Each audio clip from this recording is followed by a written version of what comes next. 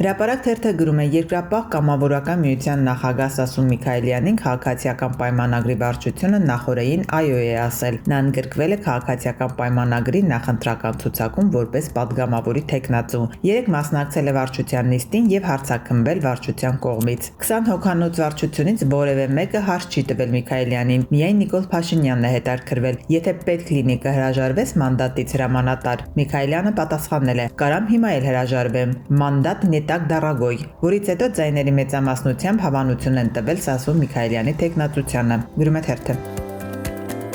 Հրապարակ թերթը գրում է չնայած քաղաքացիական պայմանագրում որոշ խմբեր տևական ժամանակ կատաղի պայքար էին մղում Անդրանիկ Քոչարյանի դեմ, սակայն նախօրեին վարչությունը գրանցել է նրա թեկնածությունը հաջորդ պարլամենտի թեկնածուների թվում։ Ազգային ժողովի պաշտպանության հանձնաժողովի նախագահը նախընտրական ցուցակում ընդգրկվելու հայտ ներկայացրել է անկուսակցականի կարգավիճակում եւ պետք է 1.5 միլիոն դրամ վճարի։ Նրան երաշխավորել է խմբակցության ղեկավար Հայկ Օնջորյանը։ Անկուսակցականների դեպքում երաշխավորությունը պարտադիր պայման է իշխող ուժի սահմանած կանոնների համաձայն։ Թե որ հորիզոնականում կհանգրվանի Անդրանիկ Քոչարյանը, որքանով այդ հորիզոնականն անցողիկ կլինի, պարզ կդառնա միայն քաղաքացիական պայմանագրի համաժողովից հետո, երբ ավելի քան 1000 պատվիրակների քվեարկության արդյունքում կձևավորվի ընտրացուցակի հերթականությունը։ Գրում է թերթը։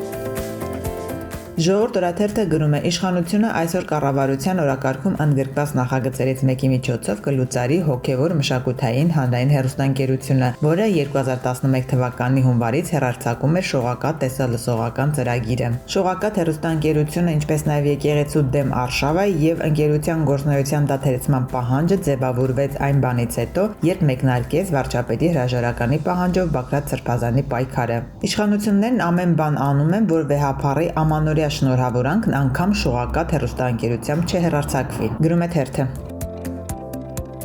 Հրապարակ թերթը գրում է Շենգավիթ վարչական շրջանի նախկին ղեկավար, քաղաքացիական պայմանագրի նախկին անդամ Ռազմիկ Մկրտչյանի գործը դատարանում է։ Նա մեղադրվում է մի խումբ այլ անձանց հետ իր կուսակցին Տիգրան Մակարյանին ֆիզիկական ուժեղ ցավ եւ հոգեկան տառապանք պատճառելու համար։ Նախկին թաղապետը թերթի հետ զրույցում անդրադառնալով իր նկատմամբ առաջադրված մեղադրանքին ասել է. «Չեմ կարծում լինեմ միակը, որ միայն չափալախելու համար նստեմ, անգամ թեթև մարմնական վնասվածք չունի։ Եթե մարդուն ծեծեի, ձեռքը ջարդեի, ծանր մարմնական էլի չէի նստելու։ Այսինքն միայն չափալախելու համար 2 ամիս բանտային կալանք եք կրել»։ Մկրտչյանը պատասխանել է. «2 ամիս կալանքը ըստ մեկնաբանման բացառապես նրա համար էր, որ падգամավորներին կամ նույն անձին նորից չծեծեմ կամ որևէ գործողություն չանեմ։ Իմ վրա արգելք կա, որ ես падգամավորների չծեծեմ, հանկարծ չգնամ հաշվեհարդար տեսնեմ կամ այլ գործողություն չանեմ»։ Թերթի հստակեցմանը, թե որ падգամավորի մասին է խոսքը, նախին թաղապետը նշել է. «Չգիտի, դատարանի որոշման մեջ անունները նշվում են թե ոչ, սակայն գիտի, թե ում մասին է խոսքը։ Կարծում եմ կարիք չկա, որ ասեմ, իմ սահմանափակումն իրենց տան մոտ, իրենց մոտ չգտնվելն է։